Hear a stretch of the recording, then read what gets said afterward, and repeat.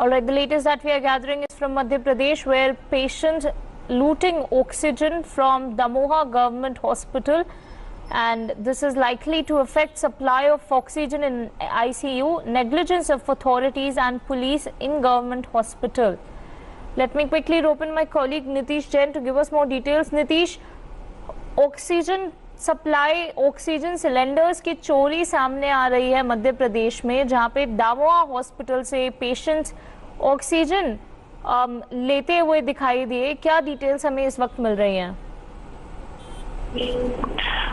हाँ, निश्चित रूप से जिस तरह से दमोह में ऑक्सीजन की सप्लाई गवर्नमेंट के द्वारा करने की कोशिश की जा रही है, लेकिन उसके बावजूद जिनके जो पेशेंट्स हॉस्पिटल में एडमिट हैं, कोविड का इलाज करा रहे हैं, उनकी जो परिजन है वो ऑक्सीजन के सिलेंडर की लूट करते हुए दिखाई दे रहे हैं। मैं जैसे कि वीडियो में आप देख पा रहे हैं कि जो कोविड के जो मरीज, करीब 250 के लगभग मरीज जो है, जो कोविड के पेशेंट्स हैं, वो हॉस्पिटल में एडमिट हैं, उनका इलाज किया जा रहा है डॉक्टर्स के द्वारा। लेकिन जिस तरह से ऑक्सीजन को लेकर के स्थितियां सामने आ रही हैं, जिस तरह की ऑक्सीजन को लेकर के गलत अफवाहें चल रही हैं और उसको लेकर के जो मरीजों के परिजन जो है वो ऑक्सीजन के सिलेंडर की लूट करने में लगे हुए हैं।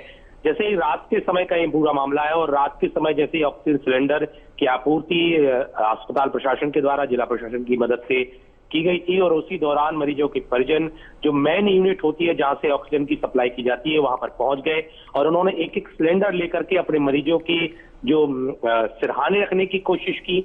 और इस बात की जानकारी जब जिला अस्पताल प्रबंधन को लगी तो तत्कालीन पुलिस को बुलाया गया और पुलिस को बुलाने के बाद स्थिति को नियंत्रण में किया गया। हालांकि यहाँ पर पुलिस को तैनात करने के लिए अस्पताल प्रशासन के द्वारा लगातार कहा गया था, लेकिन पुलिस की लापरवाही का खामियाजा वहां पर हुआ कि पुलिस वहां पर मौजूद नहीं थी। हालांकि एक ही व्यक्ति वहां पर पुलिसकर्मी था जिसके द्वारा वहां पर मैनेजमेंट किया गया, और इसी वजह से वहां पर ऑक्सीजन सिलेंडर की लूट का मामला सामने आया है। और लगातार ही जो पेशेंट की संख्या बढ़ रही है, चूंकि दमोह विधानसभा उपचुनाव था और उपचुनाव के दौरान जो रैलियां हुई और रैलियों को लेकर के जिस तरह की स्थितियां बनी, और उसके बाद कोविड के पेशेंट 100 से ज्यादा कोविड के पेशेंट्स लगातार दमोह में सामने आ रहे हैं। पर डे जो रिपोर्ट्स आ रही है उसमें 100 से एबव जो पेशेंट्स आ रहे हैं, सामने आ रहे हैं, उसको लेकर के लगातार भयावह स्थिति बनी हुई है दमोह में।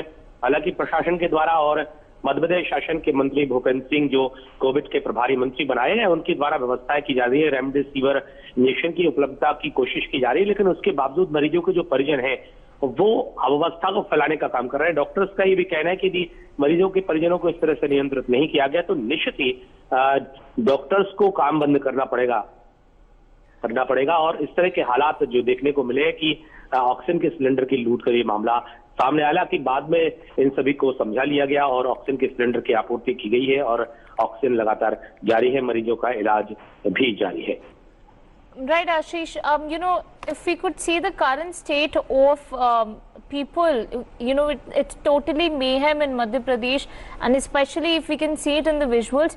अगर हम उस हिसाब से देखें तो अभी क्या सिचुएशन है मध्य प्रदेश में ऑक्सीजन से रिलेटेड? क्या वहाँ पे भारी मात्रा में कमी है जिस हिसाब से दिल्ली और उत्तर प्रदेश जैसे स्टेट्स में देखने को मिल रही है? हाँ, मैं आपको बता दूं कि मध्य प्रदेश में इस तरह की स्थितियां तो हैं, लेकिन उसको नियंत्रित करने की कोशिश लगातार की जा रही है। जैसा कि मध्य प्रदेश की बात की जा रही है तो वहां भी ऑक्सीजन की कमी तो है, लेकिन सरकार आपूर्ति का दावा भी कर रही है और आपूर्ति भी कर रही है।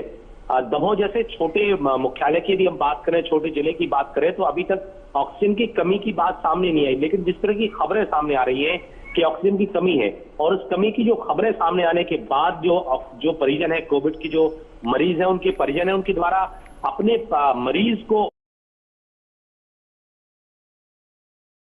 ऑक्सीजन दिलाई जाने के लिए जो कोशिश की जा रही है, वहां कोई की स्थिति निर्मित की जा रही है, उस वजह से ऑक्सीजन की कमी लग रही है। लेकिन अभी तक जैसे जगह जैसे मध्य प्रदेश के अन्य जिलों की बात करें तो वहां पर भी ऑक्सीजन की आपूर्ति है, लेकिन कमी तो जरूर है, उतनी मात्रा में पूर्ति तो नहीं हो पा रही। और दमोह की जैसे बात करें तो दमोह में भी ऑक्सीजन की आपूर्ति को निर्बाध किए जाने की कोशिश की जा रही है, वहां फुलफिल करने की कोशिश की जा रही है।